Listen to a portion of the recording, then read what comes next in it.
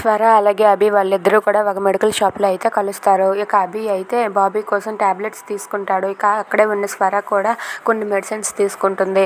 అక్కడ అలా స్వరాన్ని చూసి అభి అయితే, ఏంటి నిన్ను ఈ ఊరు వదిలి వెళ్ళిపోమన్నాను కదా, ఎందుకు వెళ్ళలేదు, నువ్వు ఇంకా ఎందుకు ఈ ఊర్లోనే ఉన్నావని చెప్పి అభి అడుగుతూ ఉంటాడు. దాంతో స్వర అయితే, నేను నా కొడుకు కోసం ఉన్నాను, నా కొడుకు ఎక్కడ ఉన్నాడో తెలుసుకొని అప్పుడు ఈ ఊరు వదిలి వెళ్ళిపోతానని చెప్పి స్వర అభితో అంటుంది. అది విని అభి ఒక్కసారిగా షాక్ అయ్యి అలా ఉండిపోతాడు.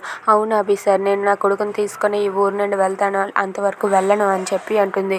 ఇక ఆ మెడికల్ షాప్ అతను అయితే అభికి అలాగే స్వరకి వాళ్ళిద్దరికీ కూడా మెడిసిన్స్ ఇచ్చాక, సార్ మీది 380 అయింది, మేడం మీది 120 అయింది అని చెప్పి డబ్బులు చెప్తూ ఉంటాడు. దాంతో అభి అయితే సరే సరే అని చెప్పి జోబులో పర్స్ తీస్తూ ఉంటాడు. పర్స్ తీస్తూ ఉండగా పర్స్ అయితే కనిపించకపోవడంతో, ఏంటి నా పర్స్ ఏమైంది, లేదేంటి అని చెప్పి అనుకుంటూ భయపడుతూ అలా పర్స్ని అయితే వెతుక్కుంటూ ఉంటాడు. ఇంతలో స్వర అయితే ఆ 120, 382 కలిపి 500 అతనికైతే ఇచ్చేస్తుంది. ఇచ్చేసి, ఇదిగోండి మా ఇద్దరి బిల్లు అని చెప్పి అంటుంది. అదేంటి మేడం, మీరెందుకు అతని బిల్లు ఇస్తున్నారు అని చెప్పి ఆ షాప్ అయినా అంటూ ఉంటాడు. మొగుడి డబ్బులు భార్య ఇవ్వకూడదా, అందుకే తీసుకోండి అని చెప్పి ఇస్తుంది. ఏంటండి అతను మీ ఆయన అని చెప్పి అంటూ ఉంటాడు.